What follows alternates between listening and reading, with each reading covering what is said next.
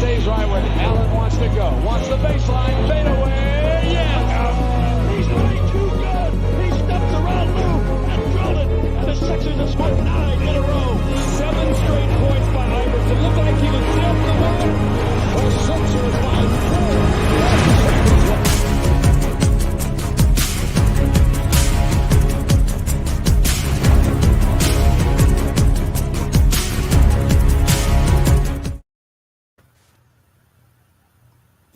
And welcome to the Sports Skillet Radio Show. Thank you so much for taking time out of your day to join us.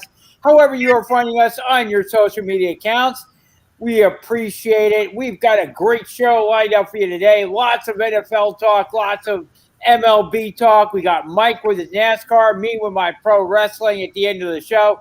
So stay tuned. We've got a hell of a show lined up for you. Of course, you can find Sports Skillet at Sports Skillet. Just do a search for Sports Skillet. You can find us on YouTube, Twitter, Instagram, Facebook. You got us. And we want to thank the Heat Ratio Sports Network for hosting us.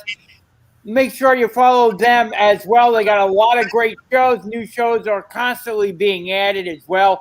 So you want to follow the Heat Ratio for all the great content, great shows, fantasy, and all that stuff.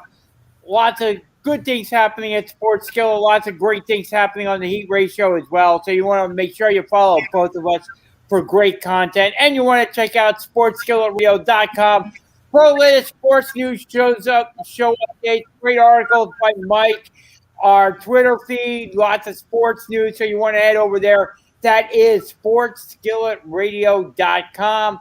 I am Jay. Again, you can follow us at Sports Skillet on Twitter. I am joined today by Mike Nebbia, Alex Secchia, Coach Shane McGowan, and Jeff Scott. Shane, can you let everybody know how they can find you on your social media account? Yeah, you can reach me at mentaledgeperformance.ca as well as at mental_edge_performance social media. Gentlemen, let's get this weekend going here. Absolutely. Shane, do you realize it? And guys, do you realize this is the last weekend last Sunday until 2022 that we will be without any NFL action? How awesome is that? The NFL returns starting this coming Thursday. We've got Dallas at Tampa Bay. Shane, I'll start with you on this one. What do you see going into that matchup? Wow, I mean, look at there from all accounts in camp. Dallas Prescott's been doing his thing. Apparently, he's in good health, good shape, everything there. Zeke is feeling good. The receivers are looking good out there. But again, you got a choppy defense in the defensive backfield, and you got an O-line that you still got to make sure can protect Dak and do his job. Tom's got a full stack of players coming in. He's got the entire team back. There's no question about that. So I think that's going to cause some havoc. And I think overall, all these guys are all ready to play. So I think the first quarter might be a little bit choppy naturally, the first quarter, as everyone gets the rhythm, their timing and things like that. A little bit more of a kicking game possibly at the beginning. But then I do think that you're going to see some players start lighting up a little bit. I think I'm going to put a little bit more on Fournette for Tampa Bay. I think Fournette's going to have a little bit more in him as well, because I just don't trust that defensive front of the Cowboys as well. I think once he gets passes out there and in the flats and does like to catch the passes as well. So I do think you're going to see some things out of Fournette a little bit too. But I'm expecting a good game, but I'm expecting it to be a bit of a later half game that we see some excitement out there. Gotcha. Alex, are you concerned about Dak Prescott's shoulder at all? We haven't seen him too much play in camp. Too much practice. Are you concerned about Dak Prescott's shoulder? So I was actually going to bring up his injuries as one of my points, because so I do agree with Shane. I think at the first it's going to be a little rough at the first because you're just getting back into your rhythms. So you expect to see more kicking and stuff.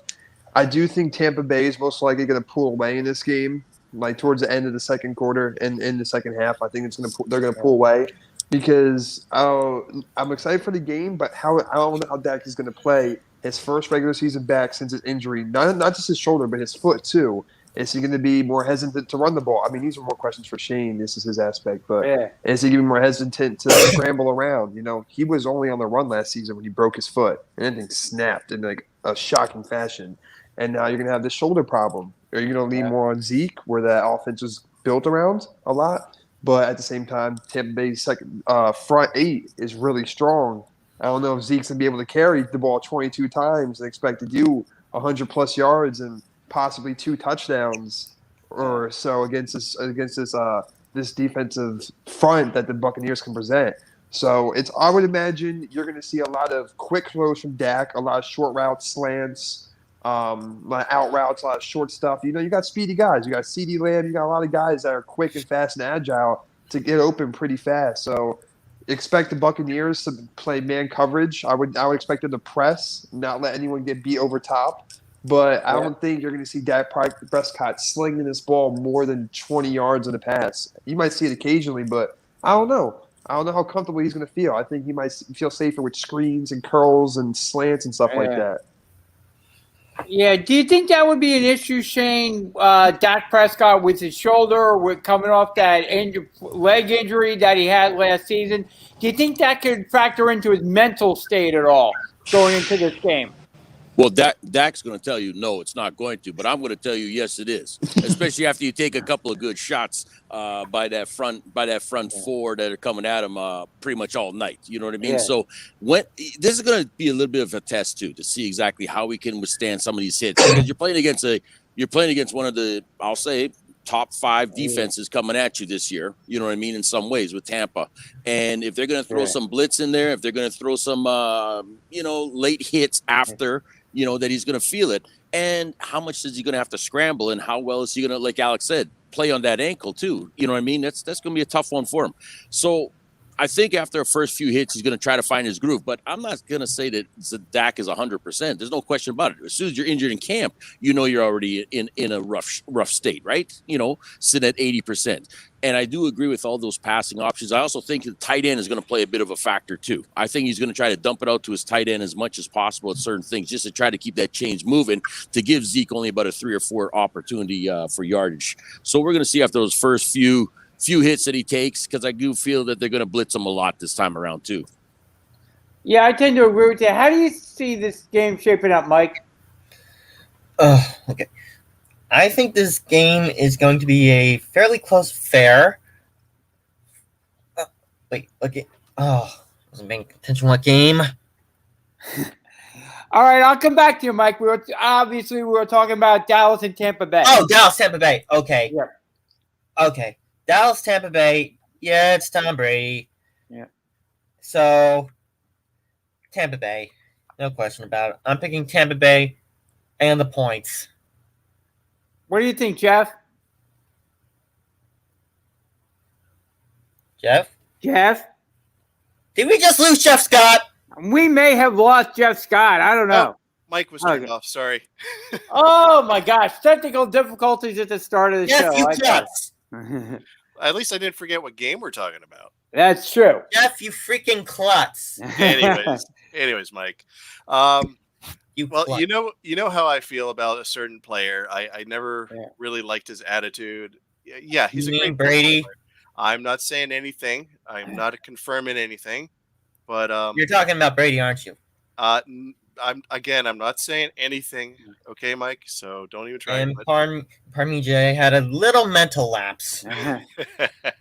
But me, I'm ironically, I'm leaning Cowboys. I think Dak is. I think he's going to pull it off. I mean, he's been saying that he feels great during practices. He's not feeling anything, so I think he's going to deliver, and I think he's going to give Tom Brady a run for his money. And since I'm not disputing Tom Brady's skill at all. I just think his attitude. It's hard to bet against Brady. It really is. I know, but I'm going to do it just because I have to. I feel like I'm obligated. So let me throw in there, Jeff. You're thinking then that Dallas Cowboys defense, especially in the DBs, are going to be able to withstand Evans, Godwin. That's Gronk, a great point.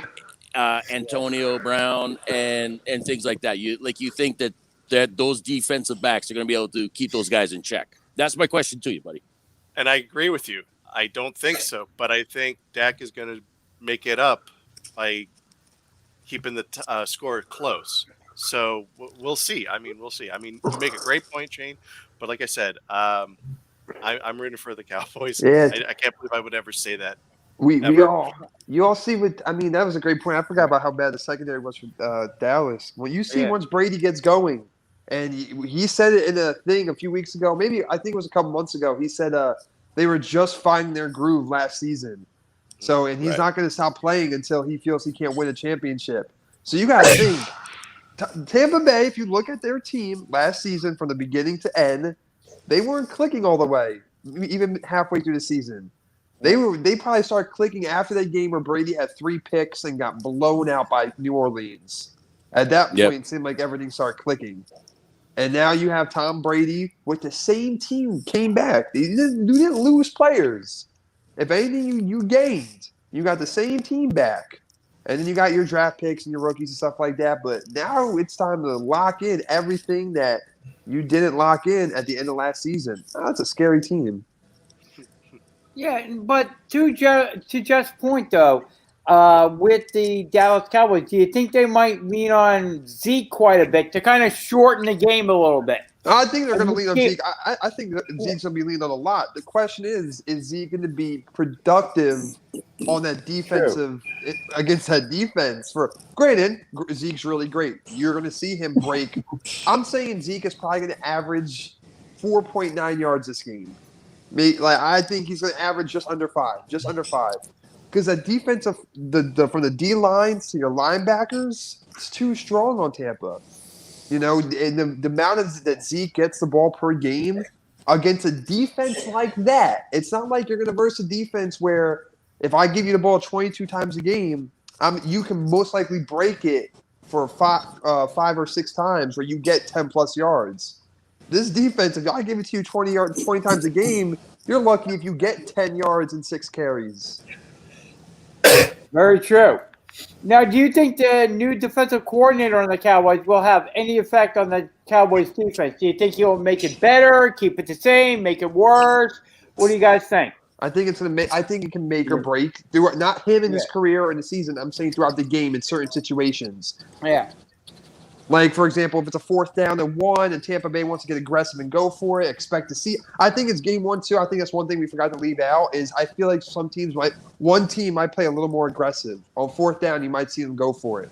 It's week 1. They'll have confidence. I feel like you might see that. But I feel like, let's say Tampa wants to go for it. It's a 4th and 1. It's going to be those play callings that might help his momentum and might help the confidence of his defense and his team in him going forward throughout the game. But I think it's going to be the 1 or 2 calls that might make or break that game for that defense, in my opinion. Yeah, gotcha. What do you think, Shane? Same thing? Yeah, because I really, honestly, the problem is I just don't trust the defense on Dallas at this particular time, especially with everything that they've got coming in with, like you said, a new defensive coordinator, the players that they have in that backfield, etc. I could see them Tampa being aggressive like that and saying, yeah, look, you know what, especially in the red zone. I could see them saying, hey, you know what? Let's punch this in already, or let's move those chains and keep it going because we feel we can do this. And I think that's Tampa Bay's attitude, and I think that's where Dallas is going to stumble. And honestly, if you're a defense and they do that on you, you are deflated. You feel very deflated after that. You know what I mean? So, like I said, it could be a very long night for the Dallas defense. Gotcha. So let me go around the horn. Get everybody's prediction for the game. Shane, who do you think ends up winning the game? I'm taking Tampa. I'm going to take Tampa by 10. Tampa by 10. Jeff Scott, who do you like? Come on, I'm going with Dallas. I have to. I mean, you all make great points. I know the defense is good. It's going to come down to defense, but the offense, obviously, it's going to be neck and neck, hopefully. And if Dak can get through the defense, it's going to be a close game for me. But I'm not going to make any predictions because it's the first game. We're finally back into football. So I'm going to wait and see and then make my determination how it's going to go from there. Gotcha. And Alex, who do you like in this one? Tampa Bay 31-17. Gotcha. And Mike, who do you got? I'm going to take Tampa Bay, the over, and I think they'll cover the spread. What's the spread? The spread right now is Tampa Bay by 10. Tampa Bay. Vegas Insider. Yeah, I will go with Tampa Bay by 10. I will take Tampa Bay. I think they can beat the Cowboys by 10 points. I without Dak Prescott practicing, I still have questions about Prescott's shoulder until he shows me otherwise that it's 100%. To Shane's point too, I think he's going to be a little bit concerned about his leg until he takes a couple of hits in there. And I still have concerns about the Cowboys' defense. How good can it possibly be? And I do think Tom Brady on the kickoff for the NFL season, I think Tom Brady and the Buccaneers are going to want to show up and show out during the first game. So I will take Tampa Bay by 10 in this one. Another thing. Yeah, I'm not a sports bettor, but I'm taking Tampa Bay, the over, and the points. Gotcha. The other thing that's been a little interesting this season, we have had one less preseason game, and a lot of teams have been resting their starters this season. Shane, do you think that's been a good thing, resting the starters, not having the starters play a whole heck of a lot this preseason? Or do you think they need to get in there and should have played a little bit more?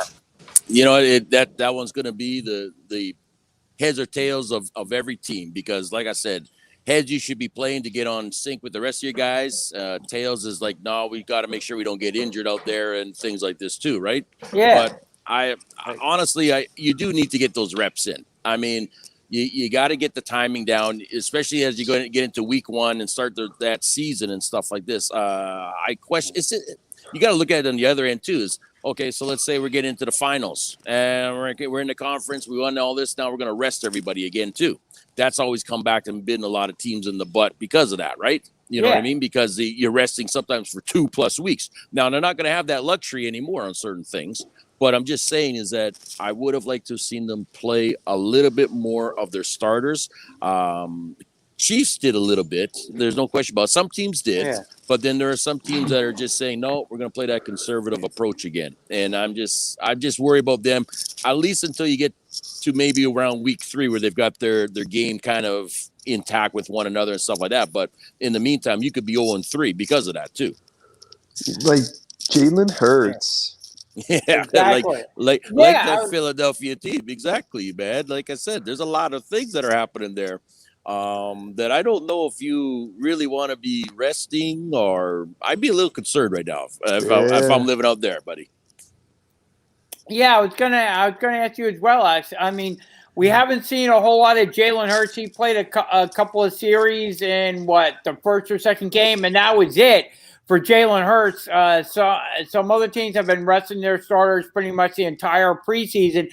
And I just wonder how crisp and how efficient these teams are going to be starting off in week 1, where some of the teams are playing, good other good teams, and that could affect their playoffs down the line. Hey, Flacco looks pretty crisp. The guy, he's the one that's been taking every rep out there and stuff. So, I mean, I would worry about Flacco. Yeah. But as for Jalen, like you said, Alex, I think there it's going to be a little bit of I think Jalen's going to be trying to run a little bit more right now because he's feeling a little uncomfortable. Yep. Not to mention it's going to be his first starting season as a starting quarterback. That's a different scenario than you coming in off the bench. It's a different scenario. You're expected to lead this team through the start of it all, not pick up where someone was slacking or where other people were slacking. It's all on you going into the season. It's a whole different ball game. It's a different beast. I think – I've said it before. I think it's Washington football team's division this season. The defense is very, very strong. You got Fitzmagic, who is either going to be a hit or miss, but I think when he's a miss, the defense will pull him out. We already talked about the Cowboys. You're going to see how the defense plays out. We already talked about them. We're going to see how Dak plays out. We already know them. The Eagles are already worried about them. And the Giants are just getting Saquon back. We're going to see how this team meshes with Danny Dimes. We're going to see how this team meshes. The hard part about that, too, with the Giants and Saquon is that the guy hasn't played. And they're telling the coach is saying, you got to get out there and play and get some hits. You got to get hits, you know what I mean, to see exactly how you're going to perform. So if I'm Giants, I'm a little concerned there, too. Exactly. And the way that they use Saquon is the way the Panthers use C-Mac. McCaffrey. Exactly. The catching, the running, he does it all. Yeah. He was their guy. His rookie season, he had 89 receptions. Yep. That's uncalled for a running back, especially that early. He is one of the things our offense is built on. If he's not taking these hits and he goes out there by week 2, week 3, maybe even 5, and he takes a hit that he wasn't prepared for, or his body's not adapted to, what's to say? I'm not saying he's going to tear his ACL again. What's to say he doesn't injure something else in his leg? What's to say he doesn't get injured in another aspect? It's the wear and tear on the body. Yeah. Look, it's the wear and tear on that body. And I know he's a big workhorse like a Henry and everything like that. But you know what, though? You are still getting pounded each and every play out there. And you can't take 30, 40 hits all the time by carrying that rock like that. You know what I mean? Yeah. So now it comes down to your quarterback. You know what I mean? And he's the one that's still unpredictable in that division. He's still very unpredictable in that division when you look at the other 3 teams. You know what I mean? Like Jalen, yes, I still put him as unpredictable too because he's starting, but I think Jones is a little bit more myself. I think he's going to have a rough time because of that offensive line too as well, though. I'll say that offensive line for the Giants is not very good either. And you're going to see the football team twice. You can eat it alive. Yeah. Yep. Yeah. Now, Alex, what do you think about these scrimmages between the 2 teams? A lot of the coaches were placing more emphasis on those scrimmages. Like the Eagles had scrimmages with the Patriots and with the Jets, and then wouldn't play their starters in the preseason games. What do you think about those coaches putting more emphasis on the scrimmages and not necessarily the preseason games? You know what's funny? It's I really like the ask that question, so I'm gonna try and spin it. I'm gonna try to slow down, think before I speak. Right. It's so funny because what happened in the Patriots and Eagles training camp, the scrimmage, Jalen Reagor didn't go up against a starting quarterback on New England. Yeah, because we gotta look at that. The Eagles had their stars, but New England had a backup player on Reagor, who's a starter, and Reagor one-handed lost him, and everyone thought that was so great. Then you go to the preseason game. You didn't score a field goal in that game. You couldn't put up. You couldn't even put up one. If football allowed you to get 1 point, you couldn't even do that. It was you shut out, and you saw the hype behind Reagor with the one-handed catch, and you go into the game, and now it's where is it? You had nothing to show for it. It's the things like that, and this is off topic, but kind of similar. It's almost like when Ben Simmons posts videos of him shooting by himself in the gym, making shots. Bro, you're not in front of a crowd. You're not getting defended. What are you trying to prove? What you showed me? You're alone in the gym shooting free throws, or whatever. Those are the different situations there. You could do whatever you want in the practice in front of 500 fans and all that stuff. Yeah. Under the lights, in front of everyone watching. When it counts the most is when it really matters, not on that practice. You can always talk about practice how you perform. Well, Eagles, if that was the case, you didn't perform anyway like you practiced from the highlights you showed in your scrimmage versus that game. You're blown out. So it's just stuff like that. And I would send this question to Shane is, okay, if you perform that well in practice and Reagor made that all-star catch and stuff like that, why weren't they confident enough to start him? Don't give me the injury excuse. Why weren't you confident enough to start him for a couple series? Yep. No, and you absolutely you nailed it, right? Like I said, if you're gonna play the YouTube social media star out there, then do it for real when it counts in the preseason games and everything else like that, right? These practices have been, like you said, second stringers, guys just trying to make the team, everything like this, doing the coverage on starters out there, and that's the way these coaches got to evaluate too. They're looking at these guys as well, and they're saying, you got burnt by the best guy out there, or one of the best on that team, etc. No problem, you know what I mean? That's how it goes and things like that. But like I said, is come game time, is he going to be able to do those one-handed catches against a top-notch Jalen Ramsey or somebody like that? I don't think so. You know what I mean? I don't think so. It ain't going to happen like this. Now, I'm not going to cut up Reagor and say he's not a good player. I just think, though, that he has to fight for the ball a lot more than what you saw out there. And that was another thing I'm going to bring up, too, is during a lot of these practices, I didn't see a lot of extra aggressiveness from teams wanting it. You know what I mean? There are some times where you see teams saying, no, we want this. We're going to prove to you. We're going to show you. Now, I know they have to control themselves a little bit, etc. But there are still some hungry guys out there that I think we did not see. So this first week of football, I'm looking to see little bit more of that intensity, that aggressiveness, everything like that. And I'm also expecting a lot more penalties too. I'll say this, because there's going to be a lot of penalties out there because these guys haven't played together on timing as well as holdings and everything else like that too. So expect that. If I may, Jay. One thing I think I'm excited to see this whole NFL season is the NFC West. I think that's going to be the most competitive division this year. In my opinion, in football, one of the most competitive divisions. You got Matthew Stafford and the Rams, which I believe was a good trade for the Rams. I believe that was the only position they were needing was a quarterback. That was the last piece of their puzzle. The Cardinals, even though Malcolm Butler is on the retired reserve list, even though he says he's retired, we'll see if he's following through with that. They still picked up an arsenal of people. J.J. Watt, if you use him correctly, he's not an every down player, but positionally, situationally, he could be good. A.J. Green is finally out of Cincinnati. I think you're going to see a different A.J. Green than what you're used to. He's out of there. And then you got the Seahawks. The Seahawks are still Seattle. They're still Seattle. And the 49ers are getting their starters back. So I think that's going to be the most competitive division. They're in the NFC, which means they're going to be battling heads come playoff time with the Bucs, who's obviously a top dog. If you don't have the Bucs as a top dog to go into the playoffs, I don't know what to tell you. The division's not stopping them now that Drew Brees is gone. But I think the NFC West is going to be a fun division to watch this year in general. I'm liking the Rams a lot this year. Me too. I'm liking the Rams, and I like the Rams, and I like the Rams defense more than anything as well too, because that is one tough defense out there. But Stafford, this is what's going to put, I think, a lot of critics to bed, is saying, okay, you never had an offensive line, but you played with some talent out there with receivers in Detroit, and many times, but you weren't able to kind of move forward to that conference championship rounds, things like that. He's got that now. He's got all of that. Yeah. And I think with that, you're going to see a Stafford that is more hungrier. And to me, that's dangerous, because I think Stafford is saying, this is my opportunity to maybe get closer to that opportunity of a championship, right? And when you got that in you, anything can happen when we get to conferences and playoffs and everything like that.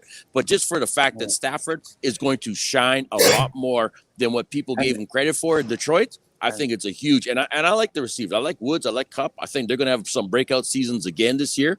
And by getting Sonny Michel back in there to help with the running back core, he's a good back to come out of the field and catch the balls and things like this too. So, and Henderson, I mean, like I said, I think they're going to be good. I really think Rams are going to be good, a team to watch out for. And not to mention, Shane, Stafford has nothing to lose. Nothing. You're dangerous. No. You came from a crappy team in Detroit and still kept your head above water. The Lions were always a crappy team. And walked out of there without too many major injuries, to now going to a team with Sean McVay and the rest of them that are saying, hey, just come here, man. We will help you win. And that's all it is. McVay can take Goff to the Super Bowl. Yep. What is he going to do with Stafford? Hey. And the biggest thing, too, is, and I think all of us can agree, Stafford is one intelligent football player. He knows how to read out there. He's a smart individual in the game. And I think that's why McVay likes him as much as he does, too. He's very confident in him. From everything that I've talked to with some of these guys in the NFL insiders, they really like what he's bringing to that team. Yes, there was, and going back to when we were in the studio, and I remember Jeff wasn't a fan of this trade, Jay. I forget what your stance was, but remember Jeff wasn't a fan of the trade. But it just speaks. Anyone knows the Rams made Goff. That team, the players were making Goff. It wasn't Goff making the players. Stafford will complete the team. No one needs to make Matthew Stafford. Matthew Stafford will complete the team. The only big con is you're not in the toss-up. You're in a toss. What's the words I'm looking for? You're in a hard division. That's honestly a toss-up division. NFC West is a wild card division. You are in a very tough division. Any one of those teams, one game loss. Every loss. You lose one game in the NFC West, you're basically screwed. Any loss in that division is a major loss. When you have those four teams, all of them are a contending team if they play their cards right. People stay healthy and they all hit on all cylinders. The last division you were in, the North, if you could swipe the Bears. You could swipe the Vikings at certain points. The Packers were always the dominant ones, but the Lions never had anything, so you were always a team getting swept on. Yep. Now you have a team behind you, and you have a coaching staff. Very You true. haven't seen these guys play together. No one has film on Stafford playing with the Rams in big games and big moments and stuff like that. No one has that. Now you have a surprise. You have a surprise factor in the sense, what are you going to do here, Stafford? Yeah. You're probably not going to do the same things you would have done in Detroit because you have more to work with, more up the sleeve. And the other thing too is the team itself likes Stafford. They like the guy. They didn't go, oh man, we're losing Goff. You know what I mean? Who's ever coming in? Well, that's not good. We're not, because we're Goff fans. We're this. No.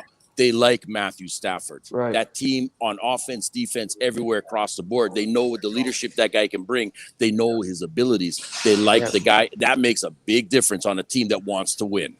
Big difference. Yeah. What do you think, Jeff? I don't know. I don't know. Mike, what do you think about the Rams and their new quarterback? Okay, so to build off of what Shane said, Stafford's an experienced quarterback. He was just on a crappy team. Now that he's on a good team in the LA Rams, I think he'll have a chance to thrive behind a decent offensive line and a much improved defense. Now, to build off of what Alex has said, the NFC West is a wild card division. You lose just one game in the NFC West, you're basically screwed. Yeah, I can kind of agree. I can kind of agree with that because those head-to-head matchups in that NFC West are going to go a long way to determine maybe who playoffs and who doesn't. Yeah, and who wins the division and who doesn't. Absolutely. Alex, God forbid if there's a tie in the NFC West, they go by head-to-head record for the first tiebreaker. I don't think there'll be a tie. You don't have an even hypothetical situation. No, but you don't have a tie. There's 17 games you're playing now. That's you're not true. Playing 16, unless you tie. You're not. Yeah, hey, you never know. Hypothetical situation I was bringing up there, Alex. God forbid if there's a tie, it's head-to-head matchups. That's the first tiebreaker. Yep. You lose just one head-to-head matchup. If there ends up being a tie, which there probably won't be, you're screwed. I don't know. I mean, with the NFL, you never know what's going to happen. There could wind up being a tie this season. You never know. How many ties were there last season? If there's going to be a tie, you need to be the tie between the divisional teams itself. Yeah. If the Seahawks went and tied a team like the Patriots, it doesn't matter. Their record just falls lower. Hey, you would need the tie. I'll say this. Before there's a tie, there are probably teams that have COVID, and you'll lose by COVID more than you'll lose by a tie coming this season. Don't jinx it, Coach. You're the one jinxed it with these damn ties. So, like I said, let's be realistic, right? What do you think I am, Milo Murphy? I'd be more worried about that. Jay, what was the question you were going to ask? Oh, what I was going to say is, with all these COVID rules, we saw a good interview with Carson Wentz. I'll bring up former Eagles quarterback Carson Wentz. Apparently, he hasn't taken the COVID shot yet, and that could impact the Indianapolis Colts. Let me ask you. I don't know what everyone's stance is. Yeah. I don't mean to. Do you blame him? His head coach was fully vaccinated and still caught COVID. I would say with the rules that they got this year in the NFL, I don't see why you would not get the COVID shot. I mean, I know everybody has a personal stance and the way they feel. But everyone has a personal stance. Sorry if I'm cutting you off, but because I hear everyone talk about it a lot, but this would be more of Shane's alley again because you never know what's going through the mental person. Here's my thing. With this whole thing, everyone has their own stance, and it's perfectly fine. Whether you want the vaccine, whether you don't, perfectly fine. I don't judge you either way, right? My thing is you don't know how Carson's mental space is, but you do see, okay, my own head coach got the vaccine. I don't know what Carson's stance was on the vaccine, whether he was for or against it. I would say more he's not pro-vaccine because he doesn't have it yet. So if he was obviously for the vaccine, he would have gotten it by now. Yeah. Well, that's what I think. I'm not saying that's what's right. But when you see your coach who's fully vaccinated catch COVID, I don't know what he's thinking. You're thinking, wow, is it really worth me getting if he caught COVID with the vaccine? Do I want to do that? I'm there's so much that could play into that. It's weird. But at the same time, didn't he already catch COVID anyway now? Well, you also have to take an effect that the vaccine doesn't prevent you from getting COVID. It helps you fight it off if you. It helps you exactly. Yeah. It doesn't make you immune to everything, and that's what a lot of people don't seem to understand. And if you look at someone that got COVID and had the vaccine, well, great, he'll be able to fight it off. He won't be on a ventilator. He won't have any issues like other people get without a vaccine. But a lot of people think, oh, I got the vaccine. I'm immune to it. I could walk into the hospital.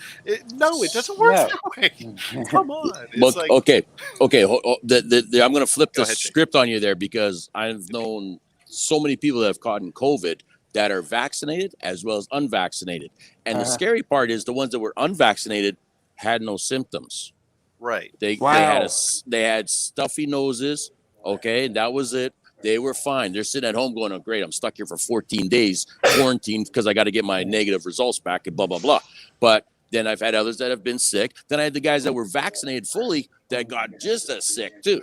All right. And some of them got even sicker because they got vaccinated. Okay. So like I said, really, it's who you are as that body inside of you, your immune system, everything like that, that's going to dictate. But I don't think any one of us or anybody can say, would I be more sick without the vaccine?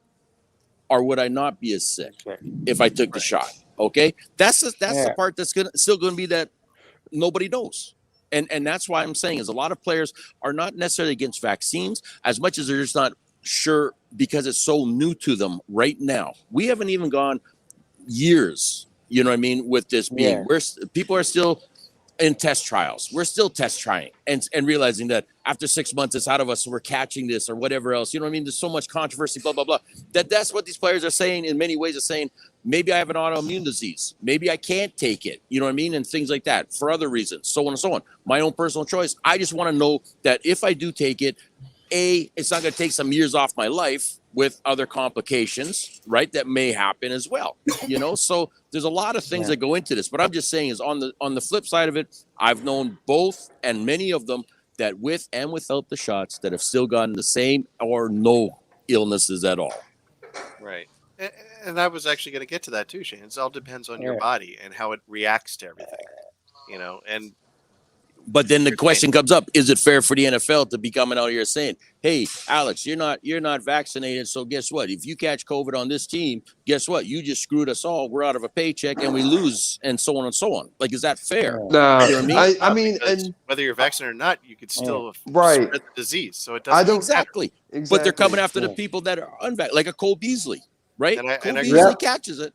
You know, here's a guy that didn't even catch it. The weight trainer caught it, who was fully vaccinated. And Cole's going to sit at home going, okay, why are you blaming me? It's not my fault.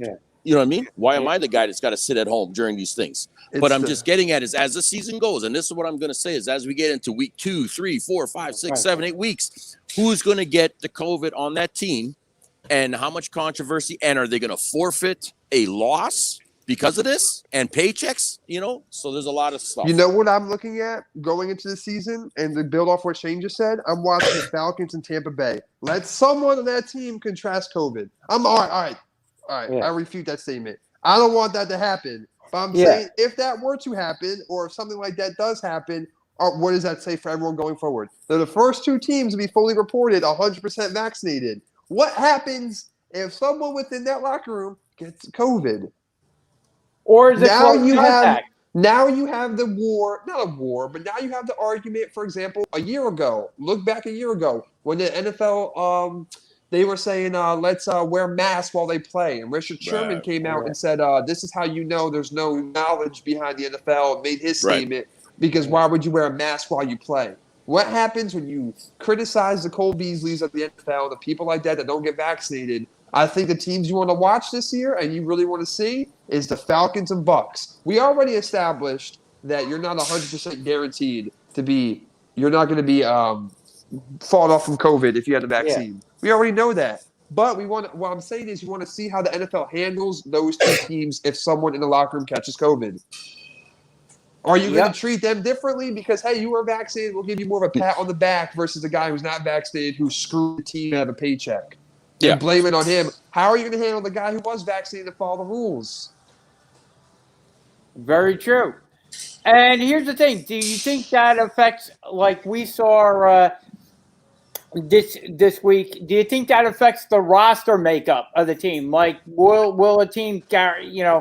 It should. They're not gonna come right out in a minute unless you're maybe the head coach of the Jacksonville Jaguars. It shouldn't. Does that affect the makeup of the team? It shouldn't, but I keeping believe a player that is vaccinated versus one that's unvaccinated. it shouldn't, but isn't that a partial reason why Cam Newton's released? He wasn't going to get the jab. They wanted the Patriots wouldn't wouldn't admit it, but Okay, that was the case. this is the Patriots. All right, this is the same where you got the damn owner going to stores that he shouldn't be going into stores. Yeah, You know what I exactly. mean? Okay, so come on, man, this is the Patriots, right? So yeah, let's be honest. We're all here. Everyone's watching, and there's no way we're gonna say that it didn't play a factor of him not being vaccinated. Okay, that's it. And it didn't help the cause when Jags head coach comes out and says, well, it was something we are considering and thinking about. Yeah.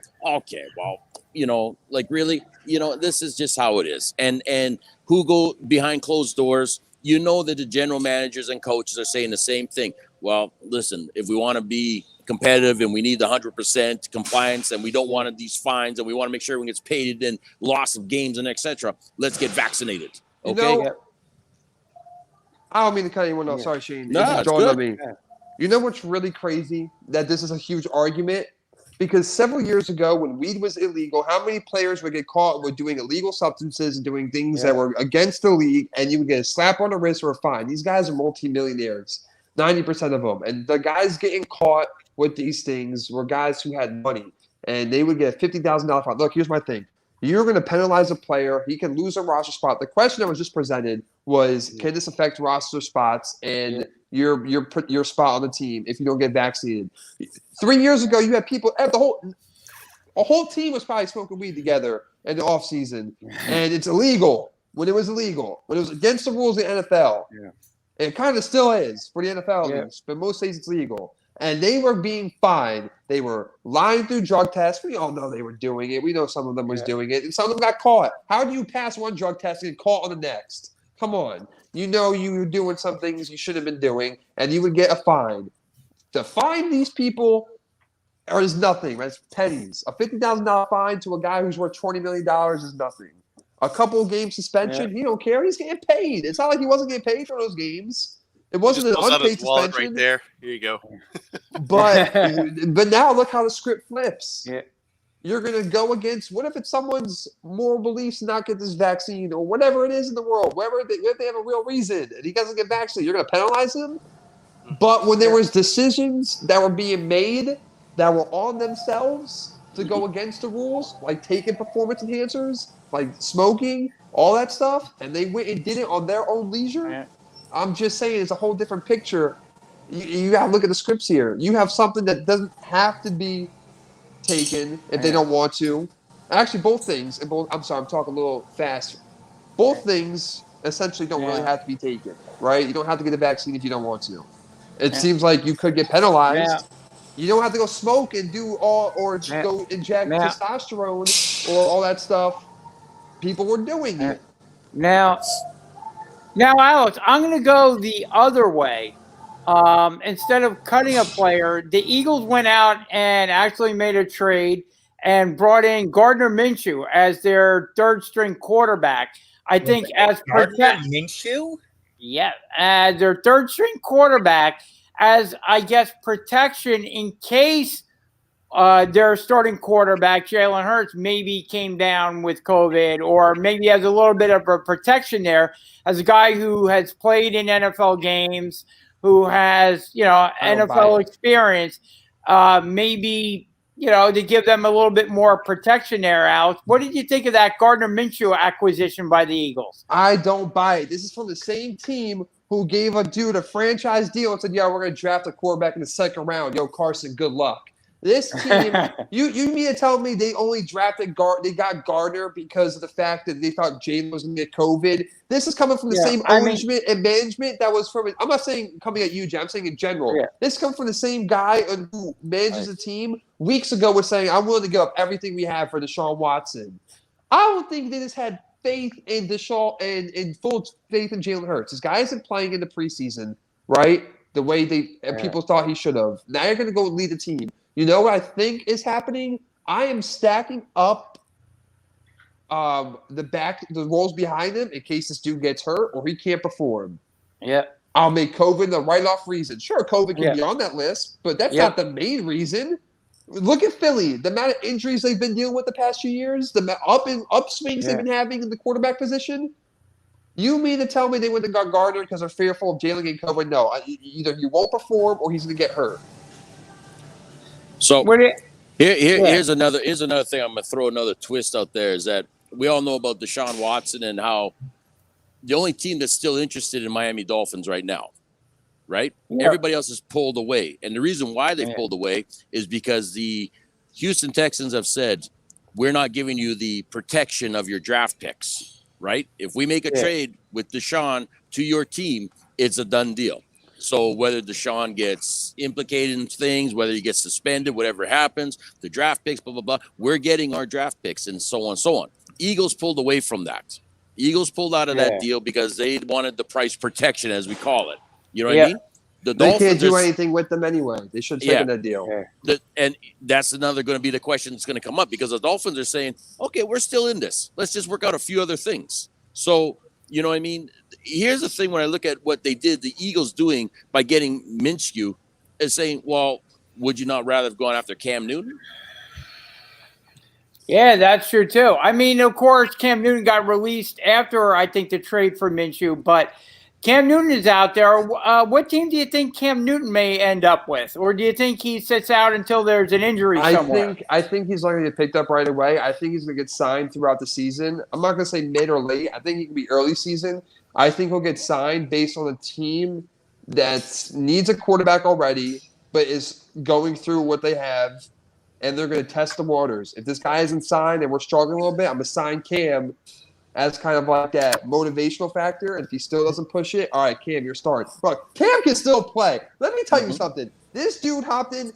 This dude went from missing, not even missing, whatever. He went from the Panthers to New England, but he had to fill the biggest shoes ever in the NFL. You had to step into an organization that was built on a dynasty by Tom Brady. You had to fill those shoes. Not to mention it was COVID season, no spring training, no OTAs, no preseason. Now you got to learn this playbook, something that no one had to study for 20 years. Brady was the only guy to be in that position to know that playbook. You had to step in the position to know a system in which people knew what they were going to do and where to be if they had Tom Brady behind them. Then your defensive captains drop out. Some of your offensive linemen opt out of the season. Your star receiver tears his ACL like week 3. Now you're down to N'Keal Harry, Jacoby Myers, and you had a couple of practice squad tight ends and stuff like that trying to fill the roles on this offensive side. And you still went one game under 500? Cam Newton can still play. I think the Texans may be a team that he looks at, right? Because you're paying Tyrod Taylor. No one would want to go to Houston in their situation. Oh, really? If I'm Cam Newton, I would if I want to start. And I think Jacksonville Jaguars might be another one because I don't know how Trevor Lawrence is going to be. And money is going to talk. Exactly, right? So Cam's holding out to be that starter because that's bigger cash. There's no question about it. And you know what? Somebody is going to get banged up. Somebody's going to get banged up. And do we have that backup? Like, look at Chicago's got a backup with Justin Fields, all right? San Francisco's got a backup with Lance, so on and so on. So there are backups that can step in and play.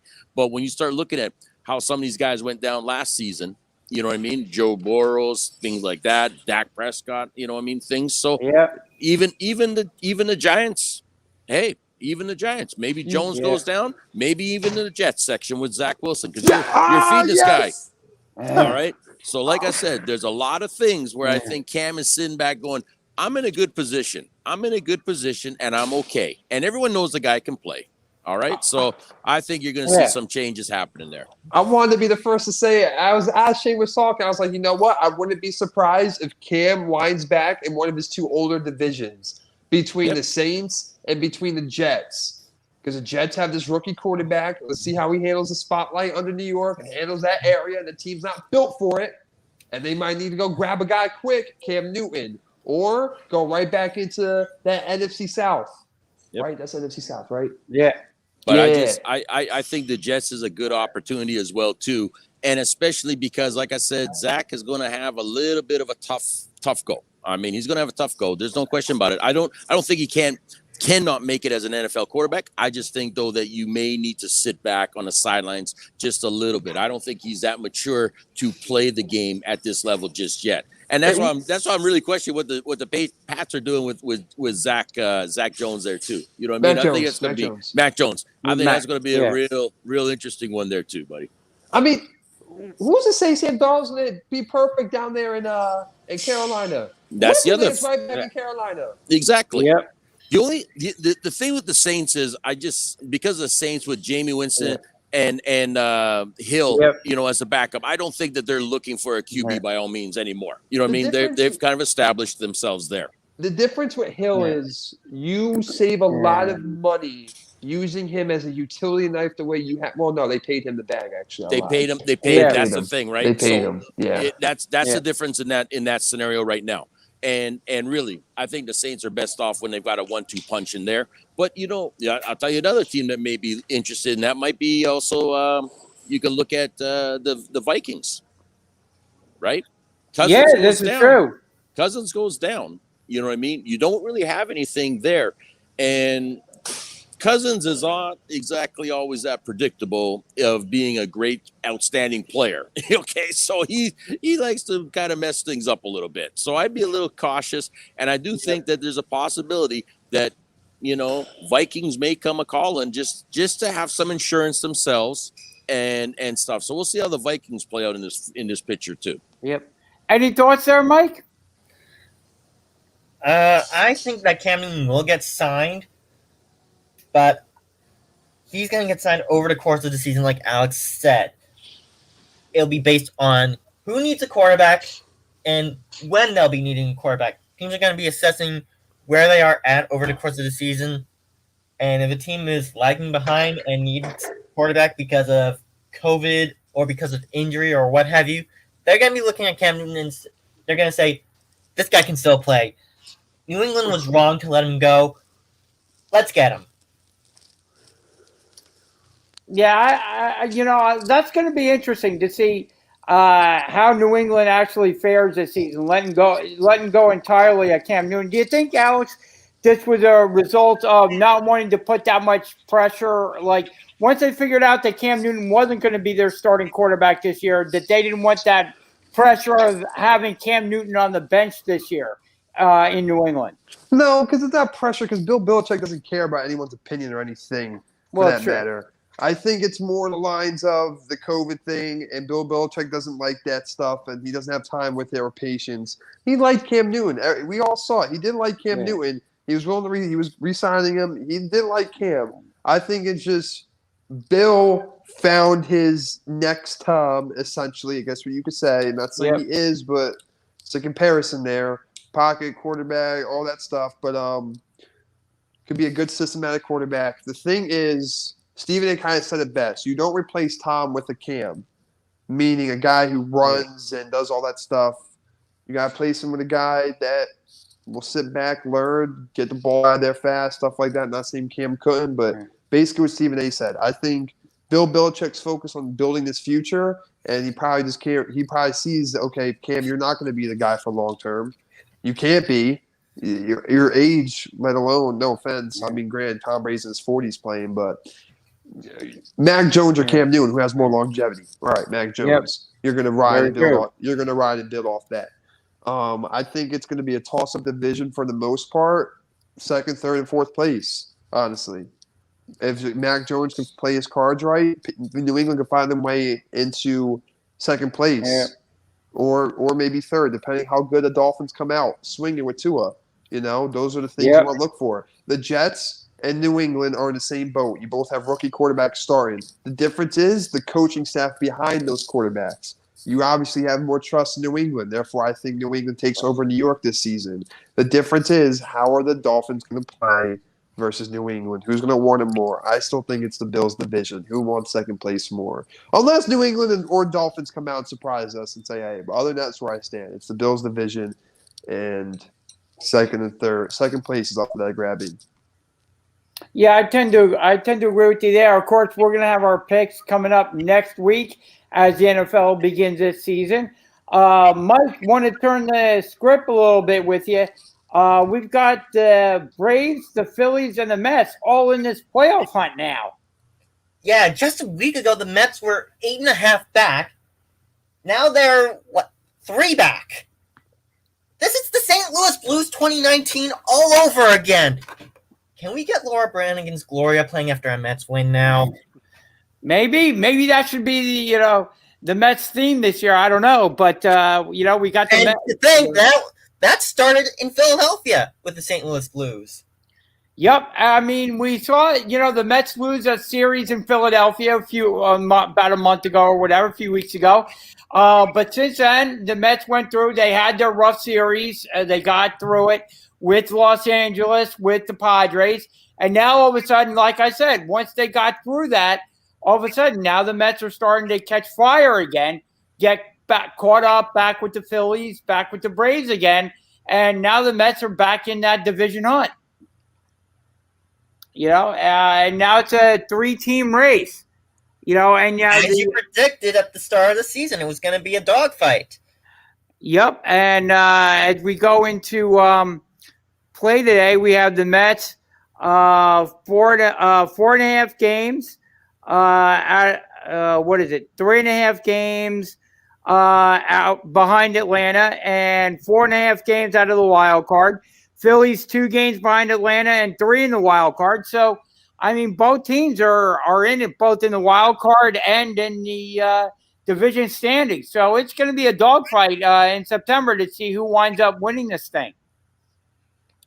Yeah, we're coming up to the last weeks of the season. Season ends, I think, October 2nd. Yep. So as we come up to early October and the end of the season, it's going to be a madhouse to get into the playoffs, to get into the wild card, that 1-game playoff. And I'm seeing the Reds starting to tail off a bit. Yep, they are. I don't care how many home runs Nick Castellanos will hit. I don't care how many disasters Nick Castellanos will bring with his home runs. The Reds are going to tail off, and that's going to allow one of the teams from the NL East to potentially break into the wild card. And the Braves are going through a tough series against Colorado, of all teams. They just lost back-to-back, and they have another game with Colorado tonight. Okay. They lose that game, and the Mets take this game against Washington. All of a sudden, we're talking about Philadelphia and New York ganging up on Atlanta. That's right. So, Mike, give us your NASCAR prediction real quick.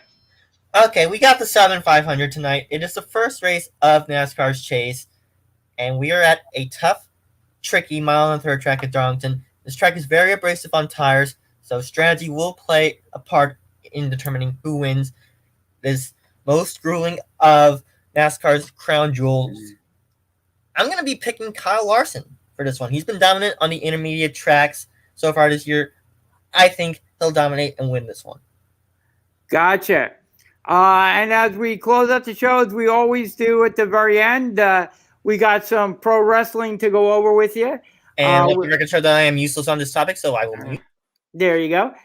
We've got AEW All Out going on today, Jeff Scott. Mm-hmm. The big AEW pay-per-view. Just some predictions from me here, Jeff. I don't know if you've been paying attention to AEW. I know you've gotten a new job recently, but AEW, in my opinion, has caught up to the WWE at this point. I think they've passed the WWE, in my opinion. I wasn't going to say that, but I might even agree with that at this point. So just to go over my predictions for All Out this evening. AEW World Champion Kenny Omega is defending against Christian Cage. Again, one of the wrestlers that came over from the WWE.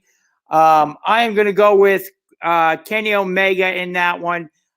Christian Cage won one of the titles recently. I'm going to go with Kenny Omega in that one. I think Christian Cage has his world title belt already. I don't think he gets the belt from Kenny Omega. So I'll leave the belt on Kenny Omega. We've got the and chime in, Jeff, if you want to. Feel free to. We've got the AEW Tag Team Champion, the Young Bucks, going up against the Lucha Brothers in a steel cage match. I think this one is going to be spot central. There's going to be a lot of wild and crazy spots going on. The cage will be utilized in ways we may not even be able to comprehend at this point. It's going to be really wild. I think they're going to go all out in this one, but I think the Young Bucks will retain their tag team championship in this one. We've got the next match. We've got the TNT champion Miro, formerly Rusev in the WWE, going up against Eddie Kingston. I think Eddie Kingston, they've had both these guys have done some really great promos leading up to this match. I like Kingston's promo. I think he is a rising star in AEW, will be featured more and more as we go along. I like Miro as the TNT champion. I think he will retain. I could see some nefarious means going on there, allowing Miro to retain. I think he's starting to get his foot, get his footing within AEW. I like his character development as he's going on. But I would keep the belt on Miro at this point. We've got the brand new addition to AEW, the man who's bringing a rating sensation to AEW, CM Punk, in his first match going up against Darby Allin. Sting says he's going to be back in the dressing room. He's not going to be at ringside for Darby Allin. We'll see if that holds true or not. CM Punk has been hinting around that a new gentleman will be coming into AEW, talking about Daniel Bryan. He could be making his first appearance tonight at All Out. CM Punk, like I said, has been dropping hints here and there. Saying that he would like to go up against the Young Bucks with American Dragon. That was one of Daniel Bryan's former personas in the independent wrestling federations before he got to WWE. So we'll see if Daniel Bryan makes his appearance at All Out. But CM Punk versus Darby Allin, of course, you got to go with CM Punk here. Oh, yeah, absolutely. Absolutely. Making his first, I think it's going to be, CM Punk said he wants to make some of these young wrestlers like a Darby Allin and some others. So I think this is going to be a hard competitive match. But I do see CM Punk getting the win here. But I do see, I would love to see Darby Allin getting his, licks in, making this match really a must-see. So I like CM Punk getting a win there.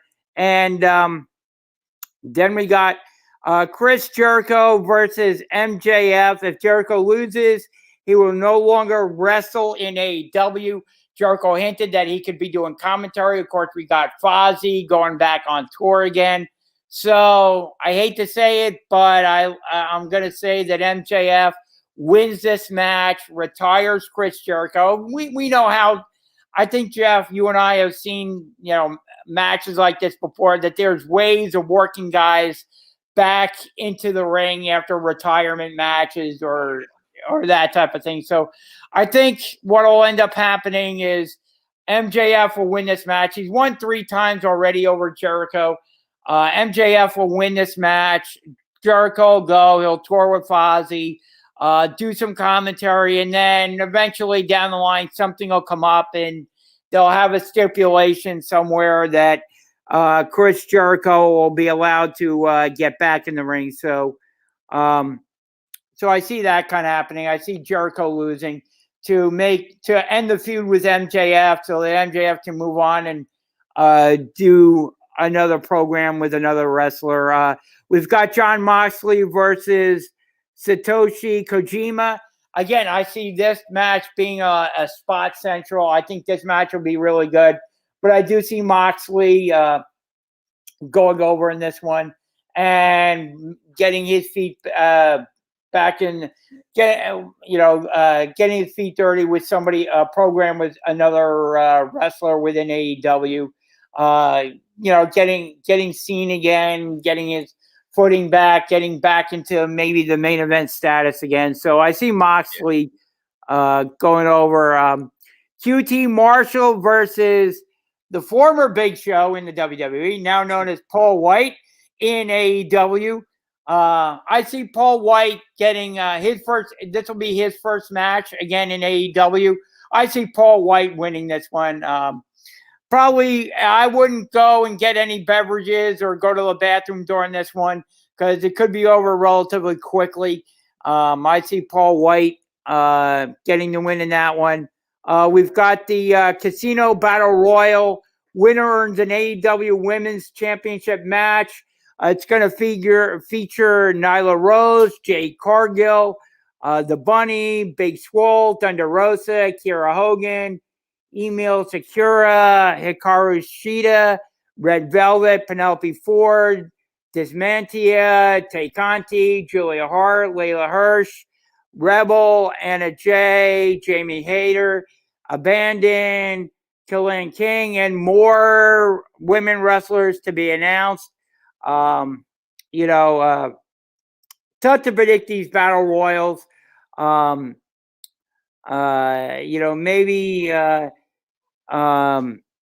Maybe Anna Jay gets a win. It could be somebody who makes a surprise appearance. Maybe Ruby Soho makes her first appearance in AEW, ends up winning the match. That would be an interesting twist to all this. She formerly wrestled within the WWE. So, there you go with that one.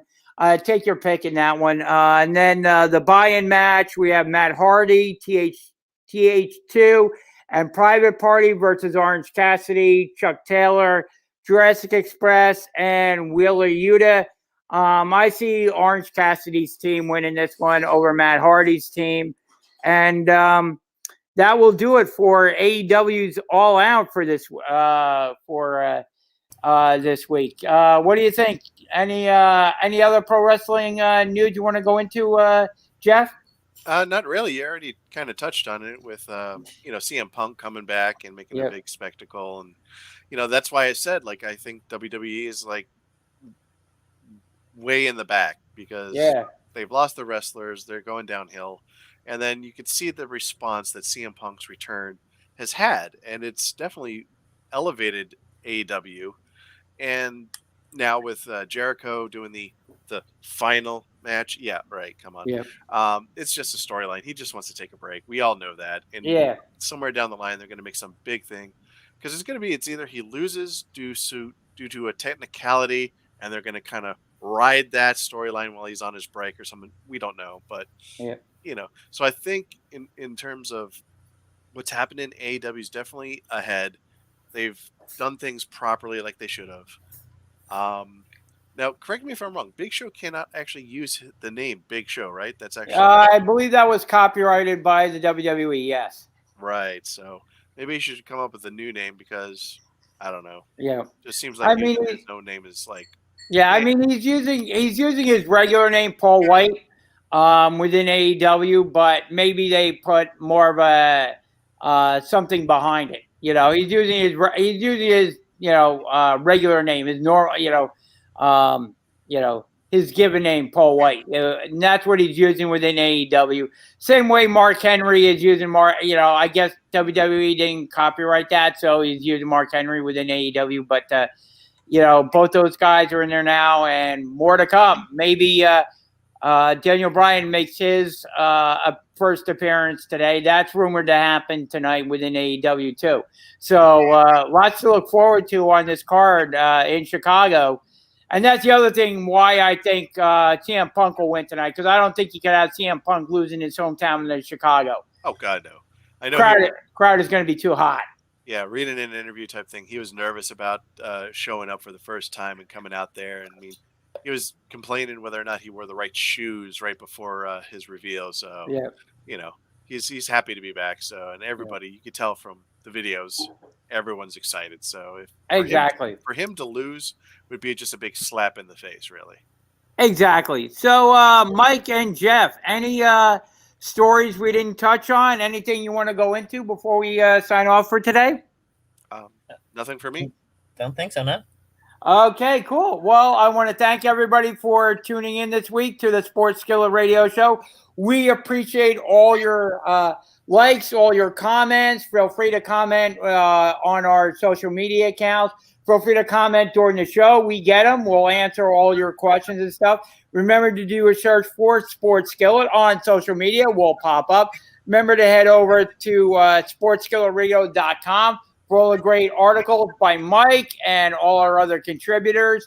Also to the heat ratio as well. We got great content coming up there. New content is always being added. Fantasy sports and all that as well. So head over to the heat ratio. We want to thank them for hosting us as well. So for Jay, for Mike, Jeff, Alex, the coach, Shane McMahon, and all our cast of characters here on the Sports Skillet Radio Show, we appreciate you tuning in this week. And give me 1 second here. We thank you once again, and we will see you next Sunday or during the week if we have breaking news. Thank you very much, and have a great week, everybody.